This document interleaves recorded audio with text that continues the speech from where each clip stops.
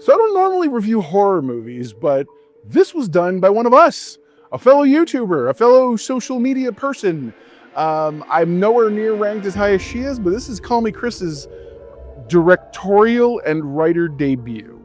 And we're going to talk all about it right now. So hopefully if you're into horror movies, you're going to be pleasantly surprised by this one. Let's get into it.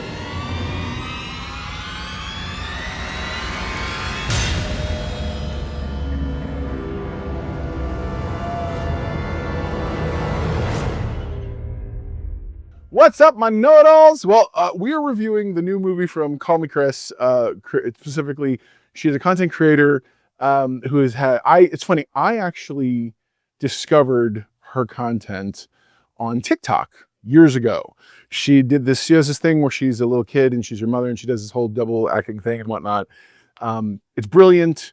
Very creative, and that's really what I got into her with. And then over time, she made the shift and transition over to YouTube, at least from what I was watching, different long form type content. And then recently she got married and whatnot. And so it's so funny, my daughter and I discovered we both liked her during the pandemic. So I would watch something and then she would be watching something and she was like, oh my gosh, you like KallMekris? I was like, yeah, I do.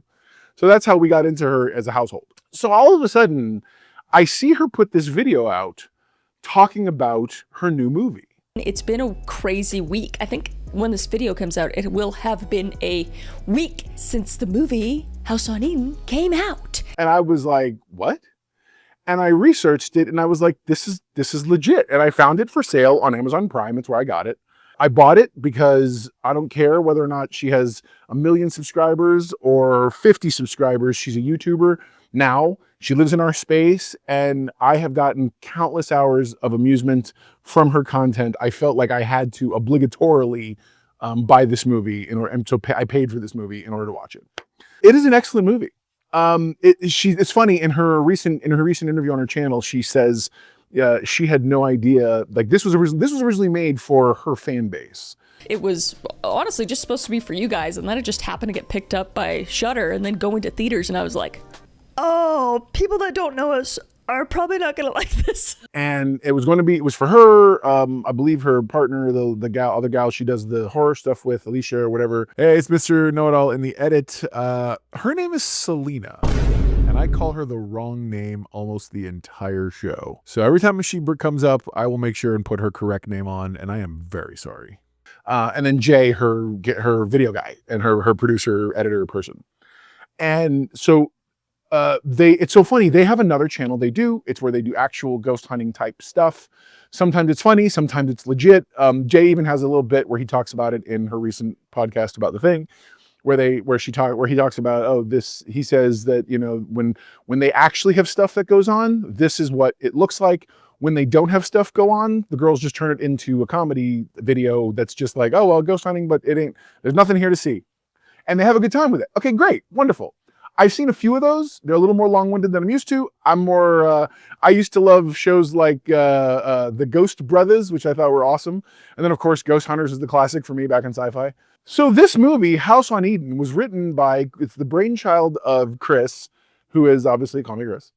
And she called up her partners one day and said, hey, I want to do a movie. Let's do this thing. And they planned it between all the other content that they create.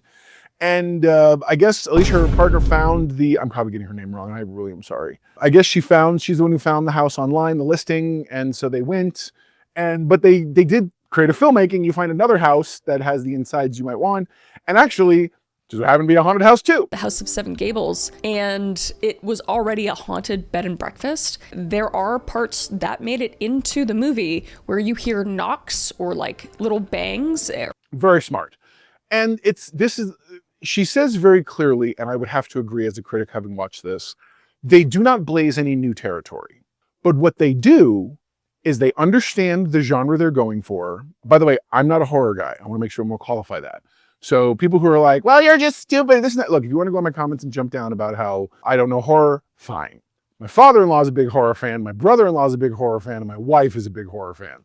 So between brother-in-law know-it-all, grandpa know-it-all, and Mrs. Know-it-all, I am very well versed in what horror is supposed to be, or at the very least, I've come to enjoy it somewhat. This is not a grotesque horror. This is not a psychological horror. This is definitely a story involved. And once you start understanding the story they're telling, you appreciate it.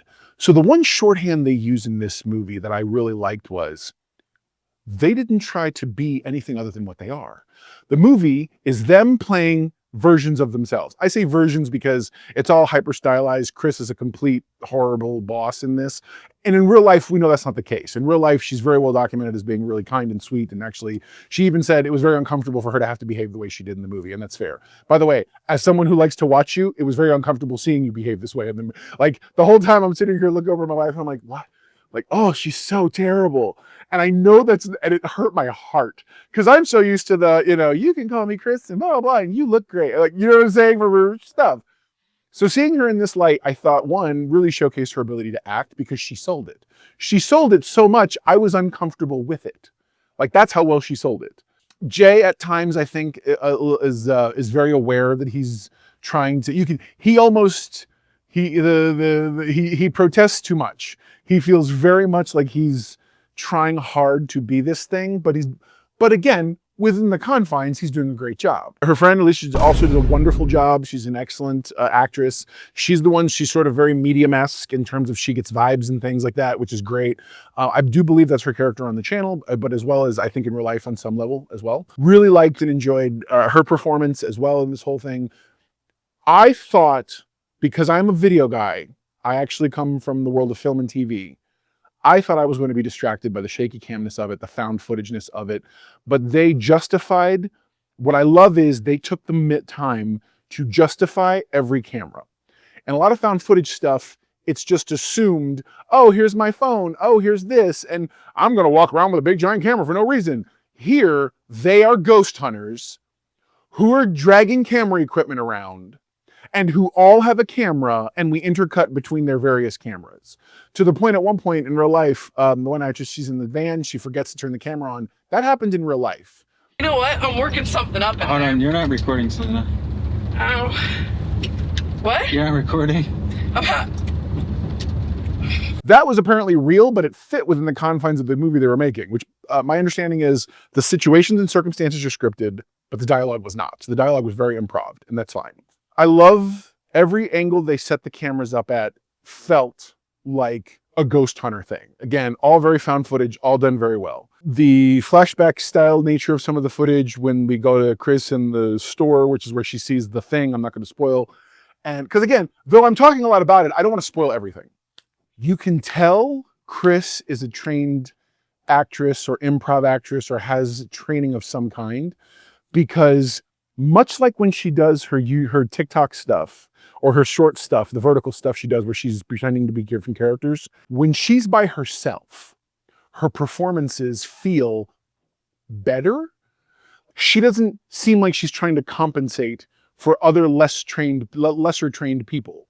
Like, she feels like the person who knows how to act, and you really see that showcased when she does her scenes by herself, and which I find really interesting. Because she's emotionally having to emote, behave, look around, like do things. And I don't believe her more than I do in the scenes when she's alone. Please understand, I'm not taking anything away from the others, but anyway. So yeah, there you go. Now you know. And noise after battle, and have to know it all yourself. What's an all index for this movie? It is what it is. They didn't expect to get it a wide viewing, and I hope that hopefully they benefit from those of us on YouTube who buy their stuff. I would recommend you guys go buy it. This is not paid for. This is not an advertisement. I'm just trying to support a fellow YouTuber who's out there doing the thing, and we're really proud of. When Chris Stuckman's movie comes out, I do intend to watch that, the Shelby Oaks movie, and also give a review of that, again, in support of fellow YouTubers and whatnot who are out there doing a thing. So yeah, my score overall for this, in general, as a critic, being honest, is a 6.5 out of 10.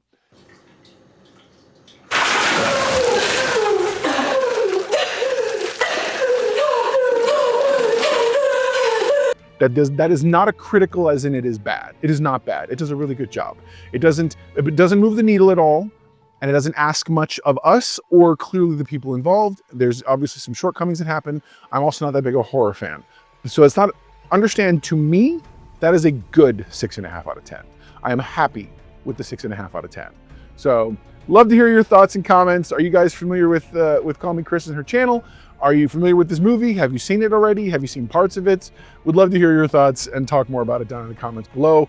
What do you think about YouTubers making that jump finally? Being able to really kind of take their cachet as creators and turn it into broader seeking entertainment. Do you think that stuff should stay and live all solely in their channel? Or do you think there's a world in which we can actually stretch out much like Kris has? We'd love to hear your thoughts. Let's talk about it more below. All right, guys, I'll talk to you again real soon. Never forget, everyone loves a know-it-all. Bye, guys.